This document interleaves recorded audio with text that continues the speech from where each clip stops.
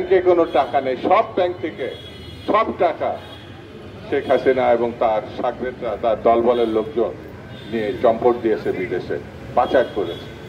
বন্ধুরা, এই খুনি সরকার, এই লুটেরা সরকারের প্রধান শেখ হাসিনা আবার বাংলাদেশে কোনো ভাবে ষড়যন্ত্রে কিভাবে নির্বাচন ঠেকানো যায়, কিভাবে বিশৃঙ্খলা তৈরি করা যায়, কিভাবে চোরাগুপ্তভাবে আবার বাংলাদেশে ঢোকা যায়, প্রতিষ্ঠা পাওয়া যায়, এই চিন্তায় ভারতে বসে তিনি ষড়যন্ত্র করছেন। ষড়যন্ত্র করে কোনো লাভ হবে না।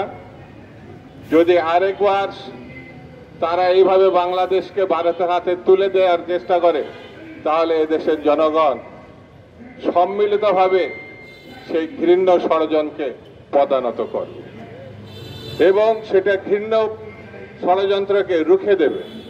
বন্ধুরা, আমাদের দল বিএনপি মনে করে নির্বাচনের পরিবেশ যতভাবে সুষ্ঠু আছে, নির্বাচনে ঘোষণা যদি আসে আর যেহেতু এদিক ওদিক একটু বিশৃঙ্খল বলেন আর অস্থিরতা আসেন, কেটে যাবে।